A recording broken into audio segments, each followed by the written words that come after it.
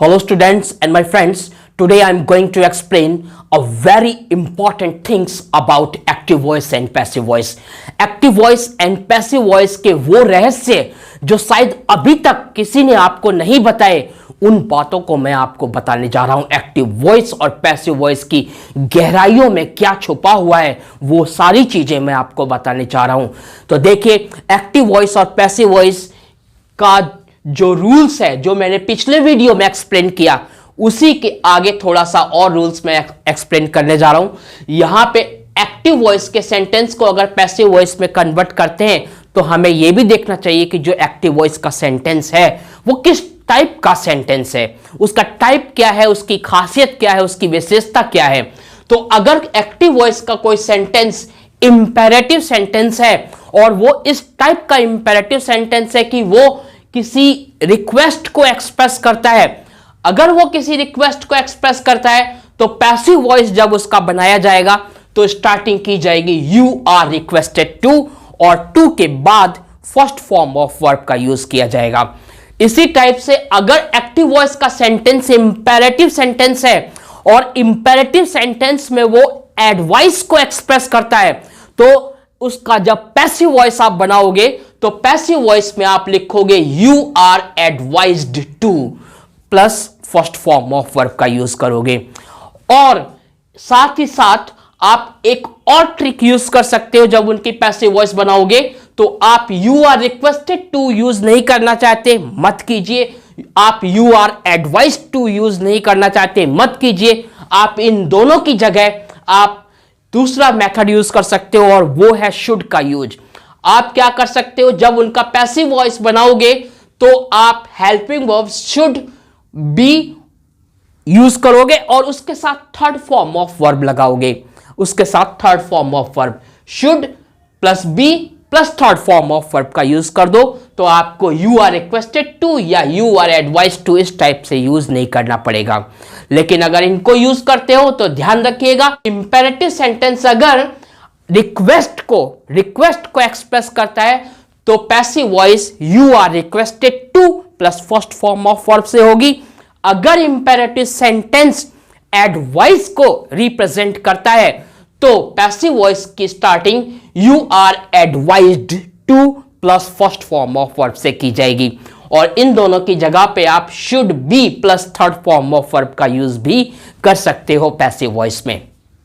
आगे देखिए, अगर आपका इंपेरेटिव सेंटेंस बोला गया है imperative sentences which start with let, अगर एक्टिव वॉइस का कोई सेंटेंस है और वो इंपेरेटिव सेंटेंस है जो लेट से स्टार्ट हो रहा है, तो जब आप उसका पैसिव वॉइस बनाओगे तो लेट स्टार्टिंग में फिर ऑब्जेक्ट ऑफ एक्टिव वॉइस क्या करोगे, जो ऑब्जेक्ट एक्टिव वॉइस में था उस ऑब्जेक्ट को रखोगे यहां पे plus be plus third form of verb का आप यूज करोगे।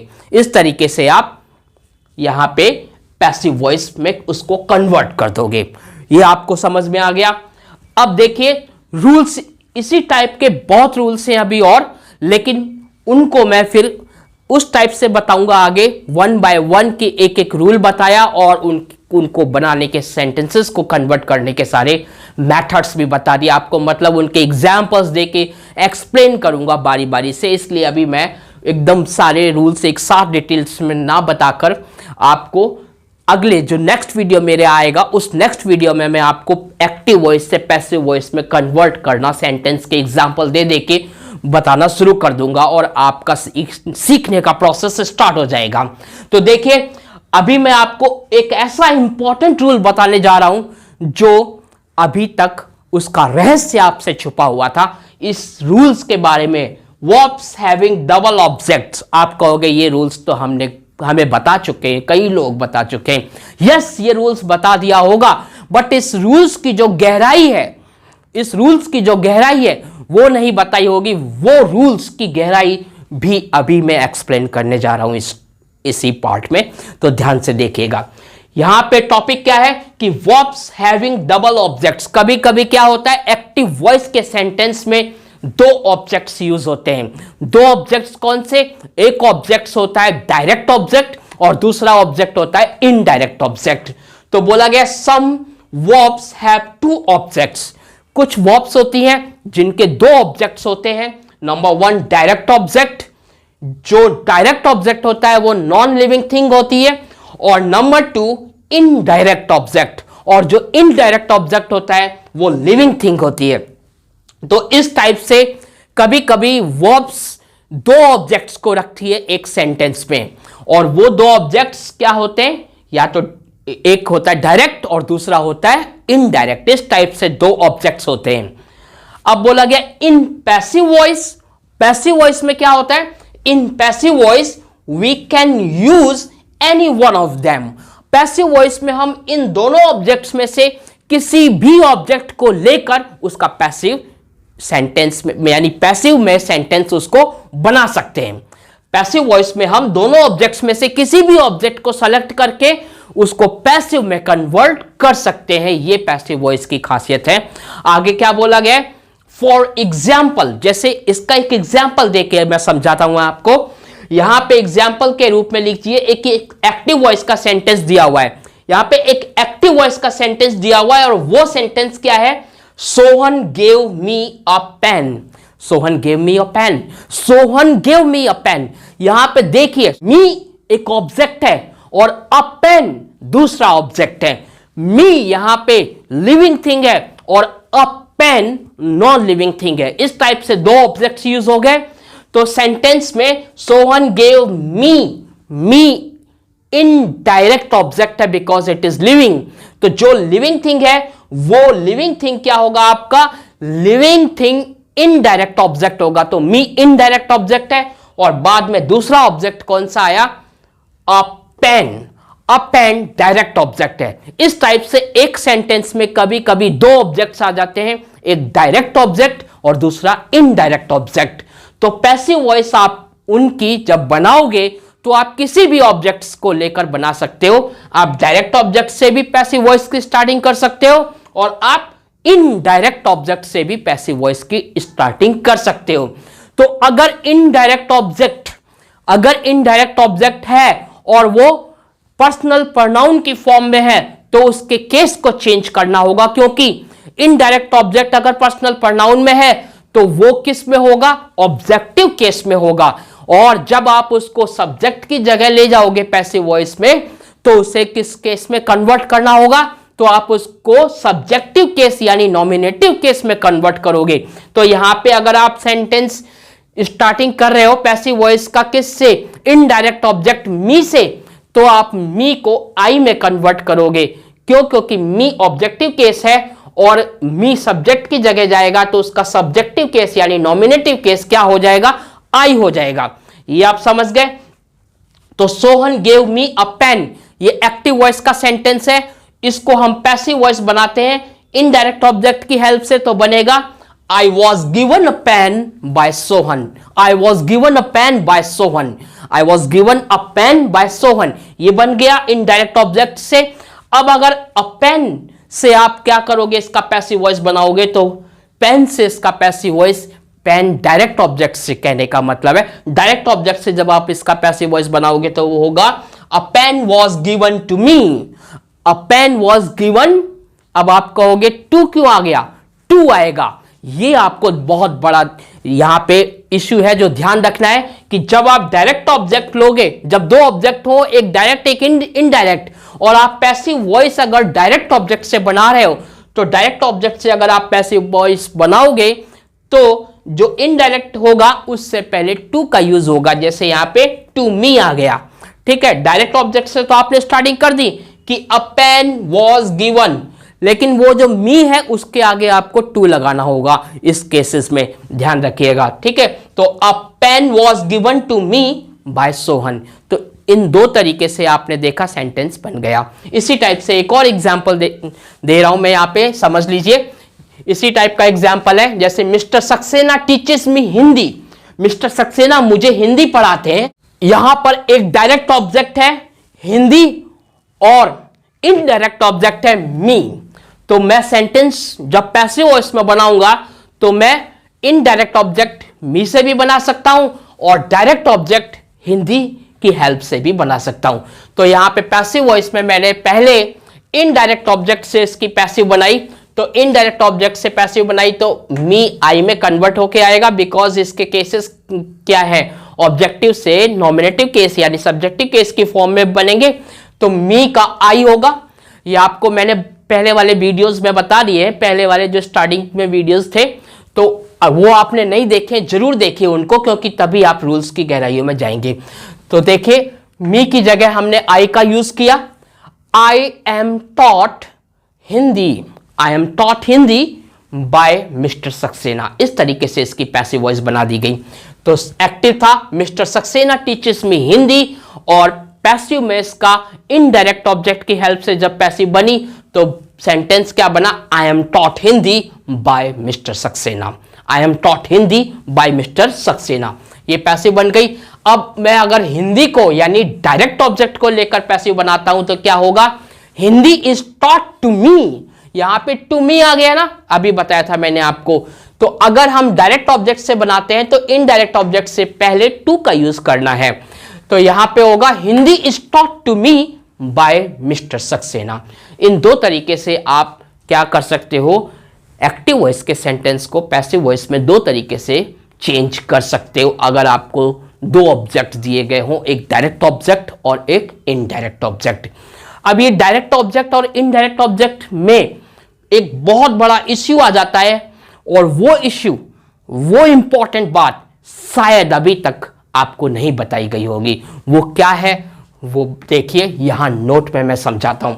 ये बोला गया कि if there are two objects in the active voice, अगर एक्टिव वॉइस में दो ऑब्जेक्ट्स हैं, सच दैट, इस प्रकार से कि the latter object is the complement of the previous object, अगर एक्टिव वॉइस में दो ऑब्जेक्ट इस प्रकार से हैं कि जो बाद वाला ऑब्जेक्ट है वो पहले वाले ऑब्जेक्ट का कॉम्प्लीमेंट है।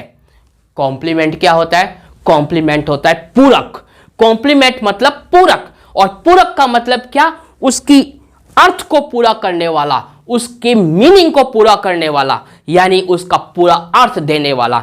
तो यहां पे बोला गया है कि if there are two objects in the active voice such that the latter object is the complement of the previous object, then the first object is used in passive voice as a subject. तो बोला गया जो first object है वो passive voice में subject के रूप में यूज होगा। फर्स्ट ऑब्जेक्ट यानी दो ऑब्जेक्ट यूज हुए, ये पहला एक फर्स्ट नंबर पे ऑब्जेक्ट आ गया, उसके बाद सेकंड नंबर पे ऑब्जेक्ट आ गया। तो ये सेकंड नंबर पे जो ऑब्जेक्ट है, ये वाला ऑब्जेक्ट फर्स्ट वाले ऑब्जेक्ट का कॉम्प्लीमेंट है, ये वाला ऑब्जेक्ट फर्स्ट ऑब्जेक्ट का कॉम्प्लीमेंट है। तो हम जब पैसिव बनाएंगे तो आगे वाला जो ऑब्जेक्ट है, फर्स्ट ऑब्जेक्ट, उसको लेकर पैसिव वॉइस बनाएंगे। ये बात मैं समझा रहा हूं आपको, समझ गए होंगे। एग्जाम्पल से समझिए, देखिए ज्यादा समझ में आएगा।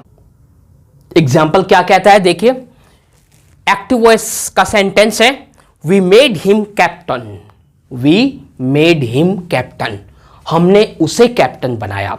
ये सेंटेंस हो गया वी मेड हिम कैप्टन, हमने उसे कैप्टन बनाया।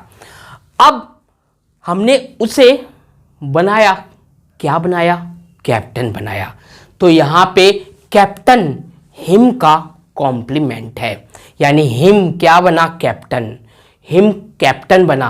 तो यहां पे जो बना वो कैप्टन, ये अर्थ पूरा हो रहा है, ये एक दूसरे के कॉम्प्लीमेंट हो गए, यानी कि कैप्टन हिम का कॉम्प्लीमेंट हो गया। समझ गए आप। तो यहां पे दो ऑब्जेक्ट तो है, एक हिम एक कैप्टन, बट यहां पे कैप्टन जो बाद वाला ऑब्जेक्ट है वो पहले वाले ऑब्जेक्ट का कॉम्प्लीमेंट है। कैप्टन पहले वाले ऑब्जेक्ट हिम का कॉम्प्लीमेंट है। तो हम क्या करेंगे, जब पैसिव वॉइस बनाएंगे तो पहले वाले ऑब्जेक्ट की हेल्प से पैसिव वॉइस बनाएंगे, पहले वाले ऑब्जेक्ट की हेल्प से। ध्यान रखिएगा ऐसे सेंटेंसेस में, जब दो ऑब्जेक्ट गिवन हो और बाद वाला ऑब्जेक्ट पहले वाले ऑब्जेक्ट का कॉम्प्लीमेंट हो, तो पैसिव वॉइस हमेशा पहले वाले ऑब्जेक्ट से बनानी है। ये बात ध्यान रखिएगा, यही वो इंपॉर्टेंट बात थी जो शायद अभी तक आप लोगों को नहीं बताई गई होगी। तो देखिए पैसिव वॉइस बनाएंगे तो हम हिम है तो ऑब्जेक्टिव केस में, जब इसको पैसिव वॉइस बनाएंगे तो ये जाएगा सब्जेक्ट की जगह, तो इसको सब्जेक्टिव केस यानी कि नॉमिनेटिव केस में कन्वर्ट करेंगे। तो हिम का नॉमिनेटिव केस ही होता है, तो यहां पे ही आ जाएगा। तो सेंटेंस बनेगा he was made captain, he was made captain by us. Us क्यों आया? क्योंकि जो वी था सब्जेक्ट एक्टिव वॉइस का, उसको हमने पैसिव वॉइस के ऑब्जेक्ट में कन्वर्ट कर दिया। तो इस तरीके से पैसिव वॉइस बन गया कि he was made captain by us, he was made captain by us. Active voice का सेंटेंस था we made him captain, passive voice का सेंटेंस हो गया he was made captain by us. अब इसी टाइप से एक और एग्जाम्पल देखिए, the boys called him hero, the boys called him hero. तो यहां पे hero is the complement of first object him, that's why we start our passive voice with this object him, but first we convert this object in nominative case, that's why him will be converted into he, him he में convert कर दिया जाएगा, ध्यान रखिएगा। Okay, तो he was called hero by the boys, he was called hero by the boys, ये आपका active voice से पैसिव वॉइस बन गया। Active voice the boys called him hero, passive voice he was called hero by the boys.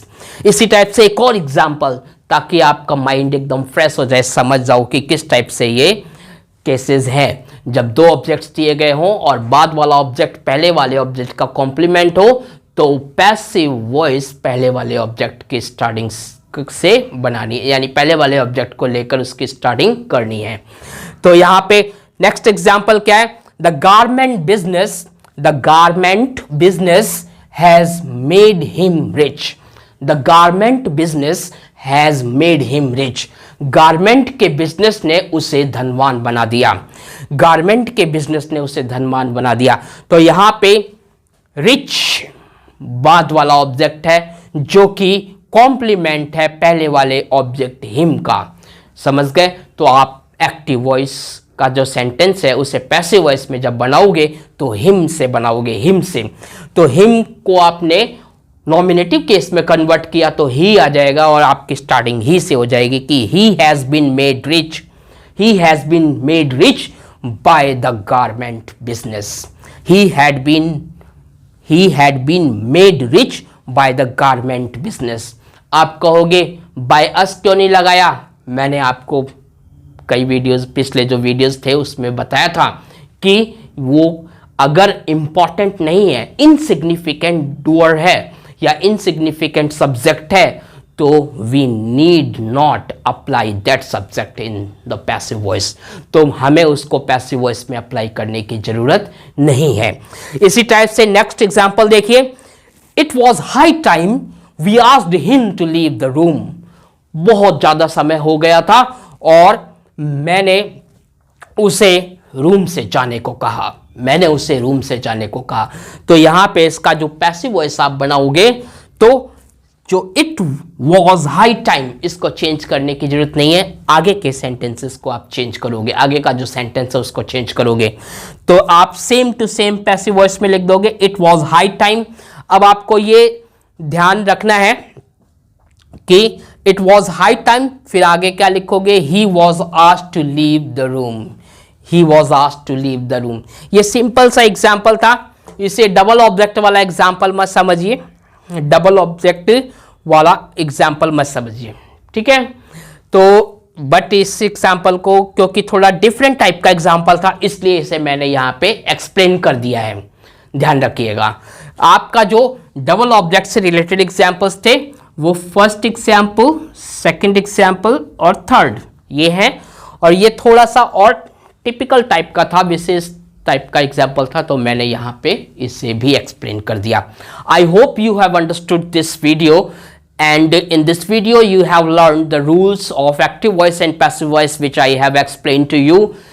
If really you have understood the rules and you are feeling that my video is beneficial for you, then don't forget to subscribe AR Study Circle, because if you subscribe and press the bell icon, then you can receive the notifications of my next updates. Thanks for watching this video.